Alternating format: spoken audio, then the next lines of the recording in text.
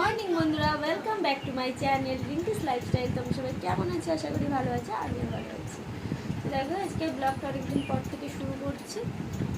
কেমন আছে সবাই অবশ্যই জানিও। আমি মোটামুটি ভালো আছি। আর এখানে হচ্ছে সোনা রেডি হয়ে বসে রয়েছে, স্কুলে যেতে পারছে না। দেখো কি বৃষ্টি এসেছে। আর সত্যি কথা বলতে আমি চুল স্ট্রেট করেছি, বোনও স্ট্রেট করেছে। একটাই কথা হচ্ছে, স্ট্রেটটা হচ্ছে কি আমরা করেছি অফারে, অনেক টাকা কম পেয়েছি। আমার বাবা বলল যে ঠিক আছে কর। আসলে আমার কিছুদিন ধরে মনটা খুব খারাপ রয়েছে, যার জন্য বাবা বলল কর। আর আমি এর মাঝখানে একদিন ওয়াটার পার্কেও গেছিলাম, ওই ভিডিওটা তোমাদের সাথে শেয়ার করা হয়নি। আসলে আমি সত্যি খুব ডিপ্রেশনে আছি, যেটা বলার মতো নয় কাউকে। এটা আমাকে নিজেকে হচ্ছে গিয়ে সামলাতে হবে বা সামলাচ্ছি। যদি কখনো মনে করি যে কোনোদিনও বলা যাবে, অবশ্যই তোমাদেরকে বলবো। আর তোমরা আমার পাশে থেকো, তোমাদেরকে হ্যান্ডস অফ যে আমার পাশে থাকার জন্য। তোমরা এতটা আমাকে সাপোর্ট দাও, ভালোবাসো। আমি সত্যি মানে তোমাদেরকেই চাই, আর কিচ্ছু চাই না কখনো কাউকে। তোমাদের জন্য আমি এখন থেকে আমার নিজের জন্য বাঁচবো, আমার মেয়ের জন্য বাঁচবো। আর সত্যি কথা বলতে অনেক হয়েছে, পরে আবার কথা হচ্ছে। চলো মেয়েকে দেখে নিয়ে যেতে পারি কিনা, যা অবস্থা ওয়েদার। আর এই যে আমার বোন এখানেই আছে, এই দেখো। আর ঘরটারগুলোর অনেক অবস্থা খারাপ জানো তো, এখন সব গোছাতে হবে। এই যে ও করেছে, দেখি বোন ঘর। তোমরা যদি এই পার্লারটার লিংক চাও বা পার্লারটার নাম্বার, ফোন নাম্বার লিংক বলছি, হ্যাঁ যদি কারোর মনে হয় ভালো হবে। বোন আমারটা একটু দেখিয়ে দে। দিদিটা সত্যি ভালো, খুব ভালো, ব্যবহারটাও খুব ভালো। শোনা সর একটু, চুলের শাইনিংটা কত সুন্দর এসছে। মানে দিদিভাই আর দাদাভাই দুজনে মিলে এত সুন্দর চেষ্টা করেছে আমাদেরকে। এদিকটা তো ঘর থেকে একটু, হ্যাঁ এই দিকটা। চুলের শাইনিংটাও কত সুন্দর এসছে। ওর তো প্রচণ্ড কার্লি হেয়ার ছিল, আর বাট ও আগেও একবার করেছিল, অতটাও ভালো আসেনি, কিন্তু এই রেজাল্টটা পারফেক্ট এসেছে, খুব সুন্দর। অনেকটা ভালো এসেছে, অনেকটা। মানে ওরা যে কতটা কষ্ট করে করেছে, মানে না দেখলে বোঝা যাবে না। অনেকটা কষ্ট করেছে আমার চুলের পিছনে।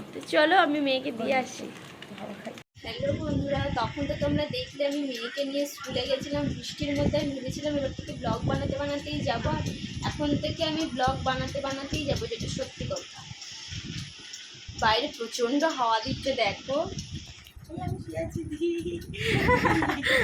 শুয়ে পড়ে আছে, প্রচুর পরিমাণে হাওয়া দিচ্ছে।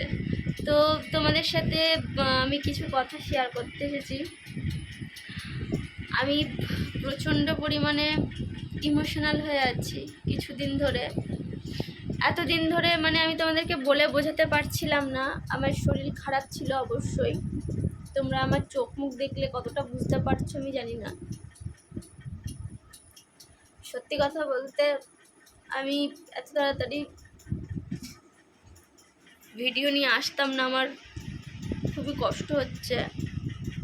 তো ফোনটা আমরা এক জায়গায় সেট করে নিয়েছি, কারণ হাতে ধরতে অসুবিধা হচ্ছিল, হাত ব্যথা হয়ে যায়। সত্যি হাতটা ব্যথা হয়ে যায়, আমিও পারি না, ও পারে না। আমি তো পারি না। আর সত্যি কথা বলতে আমার সাথে মানে কি বলবো, এই 2 বছর ধরে যা যা ঘটনা ঘটছে, আমি সত্যিই বলছি আর নিতে পারছি না। মানে এত নেওয়া যায় নাকি কখনো একটার পর একটা? তোমরা জানো না আমার চেহারাটা কেমন হয়ে গেছে। আমি আবার 3-4 দিন ধরে কিছু খাচ্ছি না, আমার বোন জানে। নিজেকে একটুখানি শান্তি রাখার জন্য আমি এগুলো করছি। আর সত্যি কথা বলতে মাঝখানে আমি ওয়াটার পার্কেও গেছিলাম, তারও কিছু ছবি আছে। আমি চাইলে তোমাদেরকে হচ্ছে সেটা আমি অবশ্যই হচ্ছে শর্টসে দেবো। এবার সেখানেও আমি হচ্ছে খুব কষ্টের জন্যও সেখানে গেছি, মনটাকে একটু আনন্দ পাওয়ার জন্য। তোমরা কে কীভাবে নেবে আমি জানি না, কিন্তু আমার সত্যি না, এটা তো সত্যি কথা। কারোর যারা খারাপ কমেন্ট করবে, যারা নেগেটিভভাবে নেবে, সেটা আমরা যতই ভালো কিছু করার চেষ্টা করি না কেন, সেখানেও খুদ বার করবে। সুতরাং অন্য কারোর কথা ভেবে নিজের লাইফ স্পয়েল করার কোনো মানেই হয় না। আমি যখনই ভাববো যে না আমি এটা করবো ওটা করবো, এর মাঝখানে জানো তো আমার ফোনটাও খুব খারাপ হয়ে গেছিলো। ফোনটাকে আবার ঠিক করালাম। এবার মানে একটার পর একটা আমার বিপদ আর কমছে না। যখনই ভাবে আমি একটু ঠিক করে ঝাড়া দিয়ে উঠবো, তখনই আমার কিছু না কিছু থমকে যাচ্ছে। এমন মানে হুমড়ি খেয়ে আমি পড়ছি। ওটার ক্ষমতা আমার কাছে নেই, আমি হারিয়ে ফেলছি। আর অ্যাকচুয়ালি আমার বোনটা আমার পাশে আছে, এই যে এই অফিস করছে না, এখন নেল এক্সটেনশনটা করছে, ওর জন্য আমি একটু বেঁচে গেছি, যেটা সত্যি কথা, ওকে শেয়ার করতে পারছি সব কিছু। আমি সত্যিই বলছি, আমি আর নিতে পারছি না। আমি যেন মনে হচ্ছে একটু মুক্তি হলে ভালো হতো এরকম। মানে আমি মেয়েকে দিয়ে আসার পরে আমি জামাটাও খোলার আমার কাছে এনার্জি নেই, আমি সত্যি মানে এতটা আমি হচ্ছে টায়ার্ড হয়ে গেছি।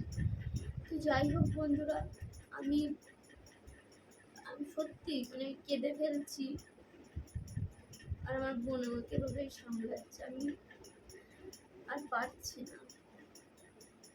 মানে কিছু করার নেই, জীবনে কারোর সুখ বেশি কারোর দুঃখ বেশি, এগুলো মেনে নিতেই হবে, কিছু করার নেই এখানে। এগুলো তো আর আমাদের হাতে নেই, এগুলো কখনোই আমাদের হাতে নেই। মানে আমাদের পরিবারটাকে কি সহ্য করছে শুধু আমরাই জানি।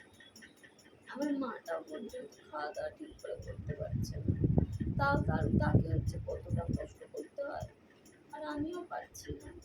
আমার বোন, আমি, আমার মেয়েটা, মানে আমরা যেন সবাই যেন কিরকম নিজেদেরকে যেন মনে হচ্ছে আমরা অসহায়, কিন্তু না, আমরা এতটা জীবনে স্ট্রাগল করেছি, অসহায়ের কিছু নেই, কিন্তু তাও নিজেকে ভালো লাগছে না, বোঝাতে পারছি না। মানে এমন একটা ফেজ যাচ্ছে আমাদের প্রত্যেকটা মানুষের জীবনের উপর থেকে, মানে কেউ যে অন্য কাউকে সান্ত্বনা দেবে, অন্য কারোর যে মুড ভালো করবে, সেটা নিজেদের মধ্যে আর ক্ষমতা নেই।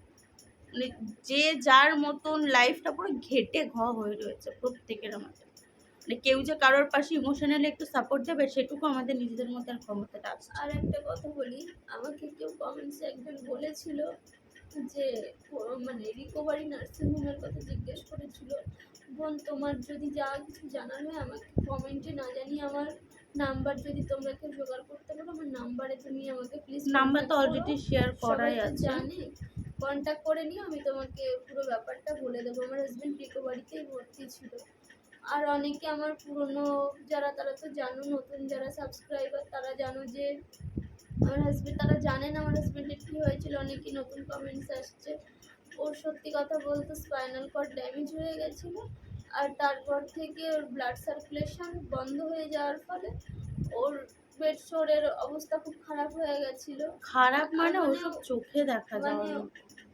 ওটা হচ্ছে নেওয়া যায় না, শুধু আমরা বলে নিয়েছি, তারপরেও আমাকে মানে প্রত্যেক বছরে আমাকে কষ্ট দিতেই হবে, এরকমই হচ্ছে ভগবানের ইচ্ছা। প্রত্যেক বছরে আমাকে কোনো না কোনো কষ্ট দিয়ে যেতেই হবে। তো যাই হোক, ও 23 তারিখেও মারা গেছে। আমি সত্যি কথা বলতে কথাও বলতে পারছি না ঠিকঠাক করে। আমি যে ভিডিওটা করবো, আমি আবার অসুস্থ হয়ে পড়ছি, পারছি না। মানে আমি একটা কাজের মধ্যে ঢুকে রয়েছি, তাও আমার হচ্ছে কেমন একটা যেন অস্বস্তি হচ্ছে। আর অবশ্যই তোমরা অনেকে কাজের ব্যাপারেও জিজ্ঞেস করছো, তোমাদের যদি কারোর কোনো কাজ থাকে তোমরা অবশ্যই ওই নাম্বারটায় তোমরা ফোন করে নিও। ওই যে নাম্বারটা দেওয়া আছে সেই হ্যাঁ, নাম্বারে তোমরা কল করে নিও বা করে নিও, মেসেজ করতে পারো, message কথা বলে নিও। মানে কথা বলে যে নিও, অ্যাকচুয়াল ওনার ওটা তারই নাম্বার, হ্যাঁ, তোমরা হ্যাঁ, ডিরেক্ট তার সাথে কথা বলে নিও। তার সাথে কথা বলে নিও, মানে খুবই ভালো। সেখান থেকে তোমরা, আমার মনে হয়, আশা করি তোমাদের পোষালে তোমরা ওকে অবশ্যই দিতে পারবে। ওনার সাথে একটু যোগাযোগ করে নেবে, উনি সবটা আপনাদেরকে ভালো করে বুঝিয়ে বলতে পারবে। আর তারপরে যদি কিছু সমস্যা হয় আমাকে বলতে পারেন। আর আমার সাথে যদি কারো দেখা করার ইচ্ছা থাকে বা আমার বোনের সাথে, আমাদেরকে আলাদাভাবে স্পেশালি বলবেন, সেটা আমরা অবশ্যই যাব। এটাই হচ্ছে আমাদের কথা। আর গিয়ে আপনাদের সাথে দেখা করব বা কাজের যদি কোনো যোগাযোগ হয়, আপনারা অতি অবশ্যই ওই নাম্বারটায় আপনারা কথা বলে নেবেন।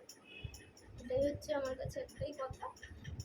তারপরে নিজেরা হচ্ছে বুঝে আপনারা কাজ দেবেন, যার যেরকম হ্যাঁ, যে লাগবে যেরকম, সেরকম ভাবে হ্যাঁ, পুরোপুরি কথাবার্তা বলে নিজেদের দিকটা ক্লিয়ার করে, আর যে কাজ করবে তা তার সেও দিকটাও, কতটা কি করতে পারবে না পারবে সেটা দেখে, মানে আপনারা নিজেদের মতন আপনারা ডিল করে নেবেন। হ্যাঁ, আমরা শুধু এখানে যেতে পারি, আমরা হচ্ছে কি যেহেতু ভিডিওগুলো তুলে আপলোড করি, তার জন্য আমরা যেতে পারি।